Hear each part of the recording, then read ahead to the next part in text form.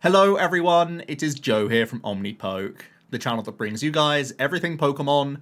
If you're looking for PTCGO codes, including the stuff from Pokemon Go, make sure you check out the Potown store. You can get a 5% discount on your order using that code Omnipoke.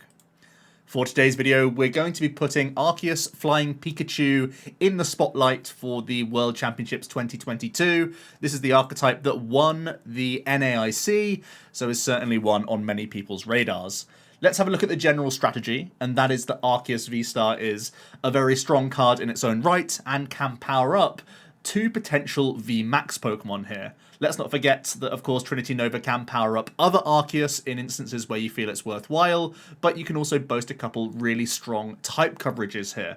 You also, of course, have Starbirth to fall back on, and thanks to using a Bibarel engine rather than the traditional Inteleon engine, you open up a lot of space.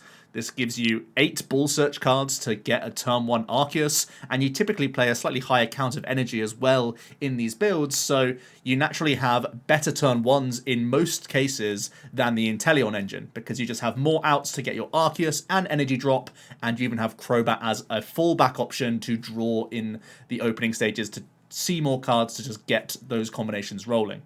The reason why we have Crobat in here is, of course, in parts because we have the regular V, which is just a good Pokemon to help us get set up, but that Dart typing is relevant to help out with the Mew VMAX matchup, as well as it turns out, a new contender from the NAIC was the Mewtwo V Union, and having a Max Cutter attack can actually one-hit KO this Mewtwo thanks to weakness, and even that Stealth Poison is a small, helpful option against Miltank here and there to force Miltank players to play slightly differently. At the same time, both of these are VMAX Pokemon, and you can play Phoebe to help get through the effects of Miltank as well. Flying Pikachu is slightly more obvious, where we're hitting for weakness into Palkia, of course, one of the top contenders in the game. It can also be helpful against a number of basic Pokemon, the likes of Blissey, Luna Rock, etc. Are very nice here. And at the same token, the Flying Pikachu V has a very helpful free retreat cost, which also essentially gives you additional good leads in the deck so that you can just get swinging with an Arceus on that second turn of the game. So two very powerful VMAXs at the cornerstone of this deck.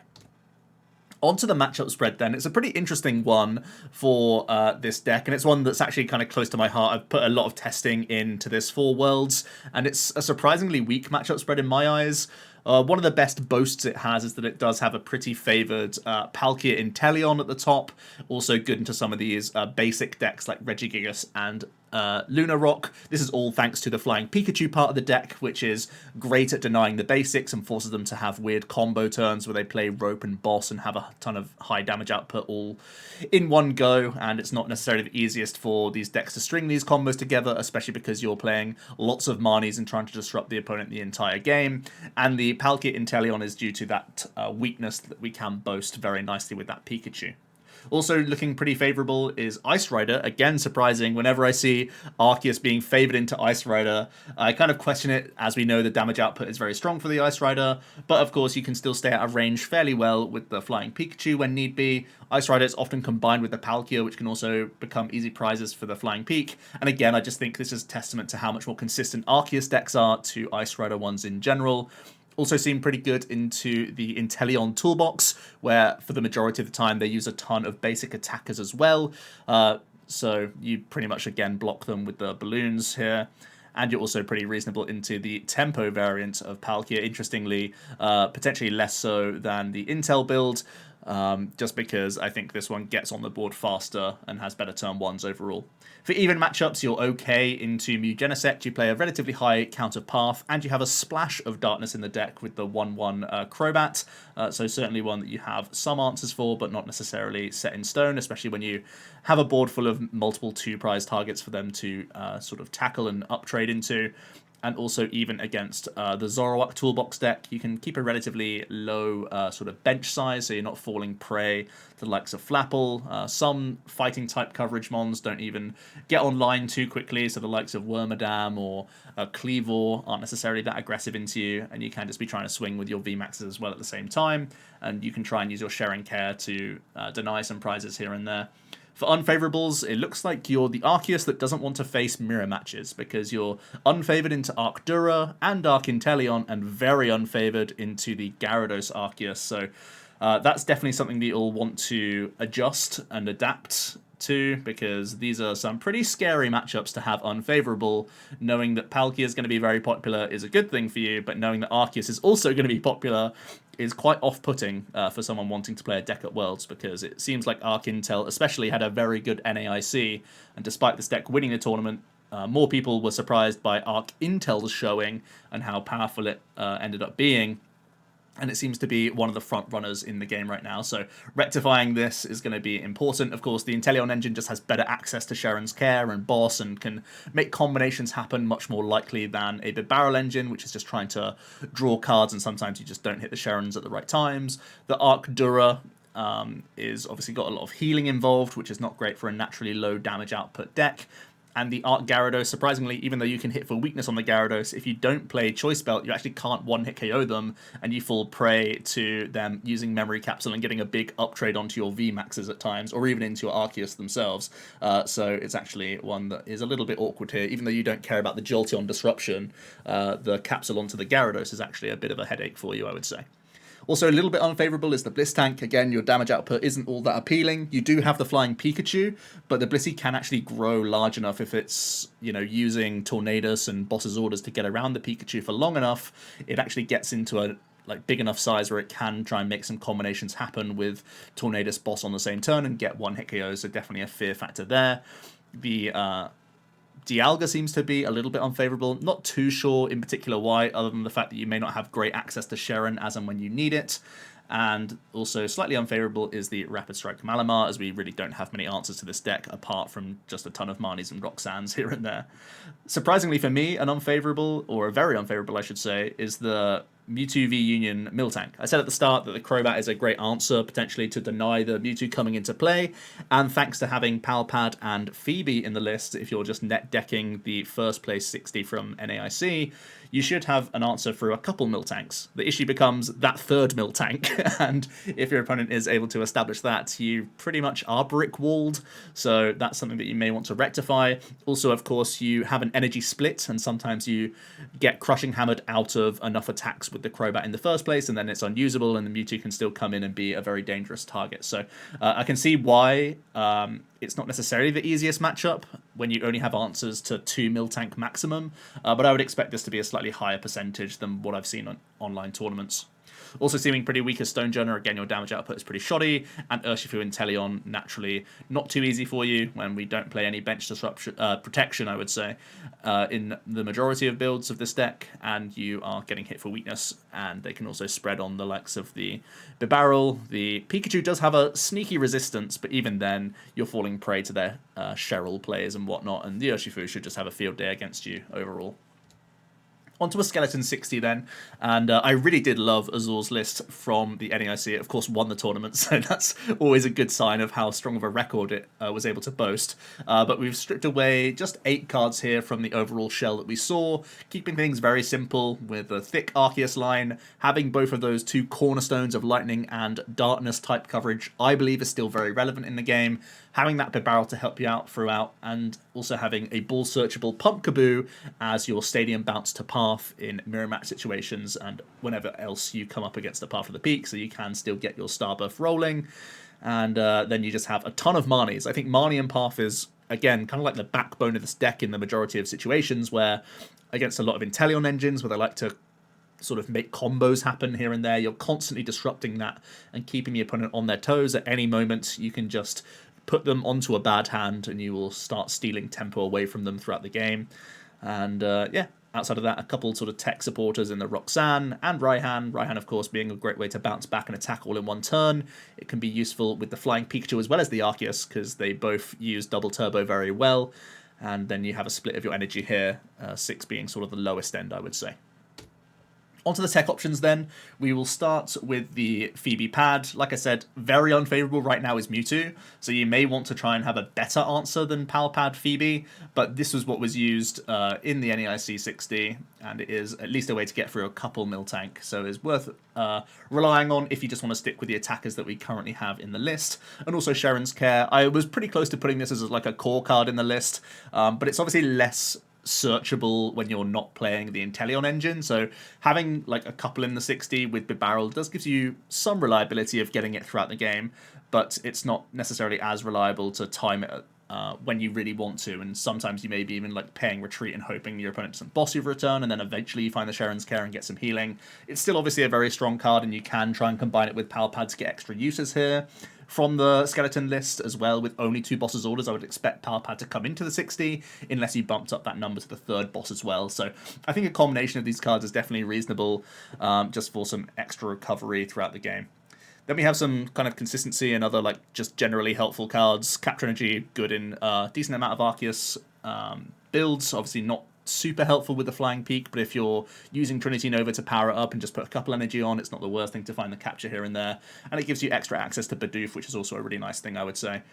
Having Big Charm, of course, trying to keep your Arceus healthy against the likes of Ice Rider, against Radiant Charizard, against Palkia as well. Giving you a bit more license to go wide is never a bad thing. An Escape Rope, you know, I just put 1 switch out in the Skeleton 60. Sometimes that may not feel like enough, so having an extra one, I think I would go towards Rope over just playing a second switch or an Air Balloon, in my opinion. But this is just another helpful card that I can see coming into the list and has been in and out of my own 60. You could definitely consider having Zig Belt for some extra aggression here, so you can hit that magic 220 number, especially when you are trying to Starbirth and take aggressive knockouts. And there's potential to have a Hooper V in here as an additional Dark-type attacking threat, and also giving you some protection against Urshifu, which is, on paper, one of the worst matchups of the deck. The Hooper V doesn't necessarily instantly turn it all around, but definitely puts them in a much more precarious position, and I don't foresee people teching like Celebes that we saw at the end of the format when Urshi Dark Toolbox was a deck. I think Urshifu's moved on and isn't necessarily worried about Hooper, but if you're worried about Urshifu, I would imagine the Hooper V is more helpful than a Dunsparce, in my opinion. On to a Vanilla 60 then. This is very, very close to Azul's list, actually, and it's one that I like a lot. I'm sticking with that high basic energy count of 8. It means that you can protect yourself against hammers that little bit if you are coming up against the Mewtwo v Union deck, and hopefully have enough energy to attack with Crobat for a good amount of time, and the Pikachu if need be as well. We are adding in that Escape Rope because I really like that extra sort of spread option where you push things to the bench, and it does allow your Starbirth to again be more aggressive in certain instances. When you push things out of the way, maybe get an initial hit on a 2-prizer, even if you're not taking a knockout, can be fantastic. Or if the opponent only gets 1 Bidoof or 1 Sobble down, you can rope aggressively as well with those Starbirths and give you a little bit more tempo, which I think is very reasonable. And we are playing that Phoebe pad and the double Sharon's Care, so really close to Azul's 60 overall, where I've basically cut a path for a rope, and I cut a Capture Energy for a 4th Darkness Energy. That's really all there is to it. Very straightforward 60 that we know has had a ton of success in the past. Also, trying to squeeze in that Zig Belt is something that I really enjoy. I like having the option to take more aggressive prizes, especially at Worlds when you want to win within that 50 minutes and potentially have a best of 3 and actually know that you can get it done in time. So having that little bit of extra aggression can punish slower starts from Inteleon engines in particular, where we have much higher odds of having good starts thanks to the 8 Bull Search to get the Arceus rolling, and also we have the Bibarel draw and the potential Crobat draw in addition to our supporter, and whenever you hit Starbirth you can get some big combos rolling, so I really like that option in this list. You are sacrificing 1 Sharon's Care, which is a little bit dicey because it's just that much less reliable to actually find it when you want it, but with the Power Pad you still can get a couple uses throughout the game. Now, one final thing is just fighting. As we mentioned, I'm terrified of having a bad Arc matchup going into Worlds. It just doesn't sound like a good strategy to me, and pretty off-putting for a deck, despite having just won the largest tournament of the year. So maybe we go down a direction where we add in a splash of fighting to improve those matchups. Of course, Arceus can play Dunsparce, so it's not really a done deal. And it may force you to even increase that bosses count again, where naturally you'll see 2 plus Power Pad in the list, maybe going to that 3rd copy of bosses orders so you can try and proactively deal with Dunsparce, then weave in your fighting attacker as you power up with an Arceus, could be a potential strong option. So there's a few here on the screen that I am kind of fond of. These were definitely among the strongest ones I would be considering. Urshifu, because you can offer up a 1 energy attack cost, of course, being very dangerous. You may require Belt or Zigzagoon to improve your math against Big Charmed Arceus, but you also have a rapid flow option, and if Arc players are choosing to not play Manaphy, you really capitalize them on that, where you can try and take out parts of their engine as well, which is fantastic. I would try and weave in Birdkeeper as well, possibly in the spaces of the Professor's Research, so you can have some pivoting in and out of your Urshifu. If you really want to as well, you could play 1 copy of the Tower of Waters to give yourself another pivot with this Urshi here and there. And let's not forget that you can try and make some like right hand plays happen even with the regular Urshifu V, and that can be enough to deal with Arcs as well if there is no Dunsparce in sight. So the regular V is also a pretty helpful card in sort of Arc mirror match situations. The Zapdos is, again, a reasonable option. I would imagine you probably want to go to a second copy of Raihan in the list, as well as having maybe some recovery from either Clara or Ordinary Rod. And I think having bounces plural to Path with the Pumpkaboo and now Training Court would also be a viable option to try and make this Zapdos as powerful as possible. Maybe even weaving in things like Big Charm to make this Zapdos maybe sit out of range could be a play as well for you to try and, again, hit for some key weaknesses. The Hisuian Decidueye is actually a pretty appealing card, surprisingly enough, because mostly this V is something that entices me. Having an option to ignore all effects on your opponent's active gives you an inherent answer to Miltank, and that actually means you can steal spaces from elsewhere, where you no longer need to play the Phoebe Palpad combo to get around Miltank. You inherently have this Decidueye that can just churn through them with the close quarters shooting. So that's a really nice thing, especially because you get to yoink spaces from elsewhere in the list. So that's going to be a nice way to sort of cheat some slots, which is very nice.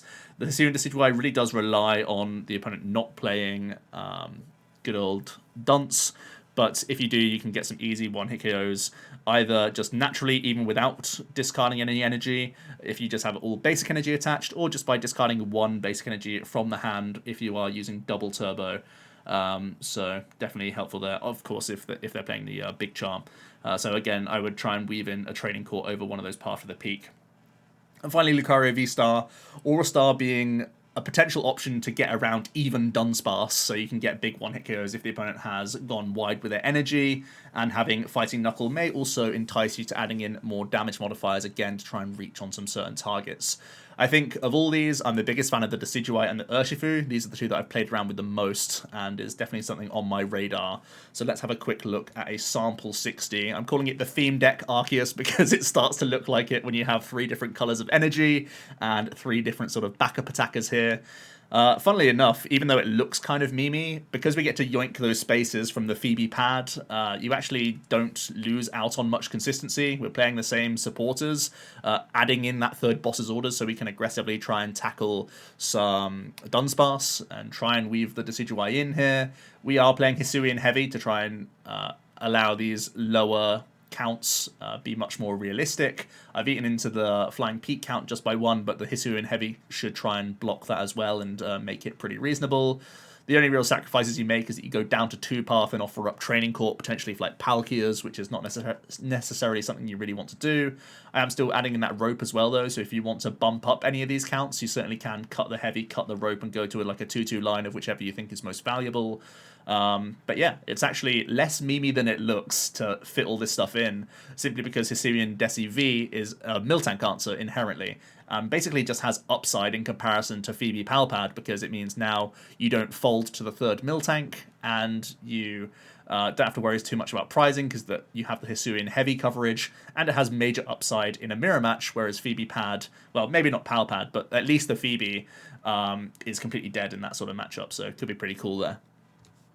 So my closing thoughts on this archetype: I think it's very straightforward, pretty easy to play, and it's a pretty consistent deck as well, with natural rocks and protection, which not many archetypes naturally have.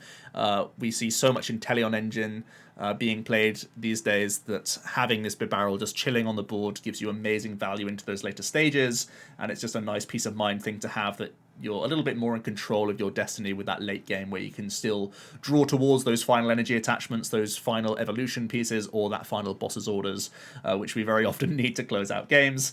Also, you boast one of the stronger win rates into Palkia. I think it's only Stonejourner which has a better matchup into Palkia, and this is obviously much more of a mainstream deck with kind of less volatile matchups, I would say. So actually targeting Palkia for Worlds isn't easy to come by, and this is one of the only decks that can do that, and it was certainly a good strategy for Azul at the NAIC.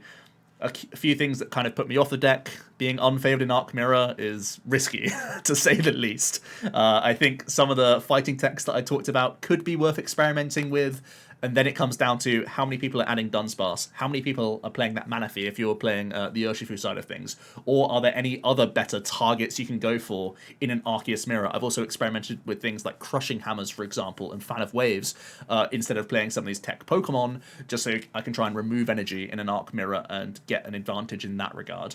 Of course, the timing of hammers are mostly the most important thing, where you need to see them early and actually hit heads on them. If it does come off, you can put your opponent in the back foot, but if you're only getting rid of, say, a basic water, they can always bounce back with Melanie and whatnot anyway. So these are things that I've experimented with. Right now I'm trying to put in a splash of fighting, and it's kind of so-so, I would say. But inherently, you're going to come out worse in a Sharon war, even if you have really high counts of Sharon in your list, because they can cherry pick it whenever they want to, but sometimes even seeing double pad into Arc Intel these days.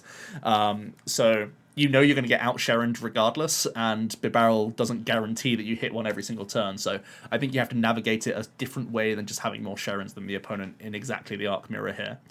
And the only other thing to say really is that this was a very popular deck just straight after the NAIC. A lot of people will have experience against it, at least know what to do against the deck. It's not necessarily the most complicated one, and it has very few actual like crazy lines of play, just a few tricks up its sleeve, mostly creating strong board states that are hitting for key weaknesses. So most people are planning for Arceus. This list also falls prey to those people choosing to play fighting techs in decks here and there, and that's something that also concerns me, because I think it's pretty obvious to people that there's only like 2 or 3, maybe 4 top decks that people are considering, and if you have that narrow mindset, people will be targeting pretty hard, and Arceus is certainly one of the things on people's radar to target aggressively, and that's something to be a little bit scared of, because you know that people are looking to capitalize on you, essentially, which is not something that you feel super comfortable with. Let me know your thoughts on Arc Flying Peak. It definitely has seen a dip in popularity since its big win, which is a little bit odd, because I would still expect a ton of Palkia, and if you can fix that Arc matchup, I think it's going to be a very strong deck for Worlds.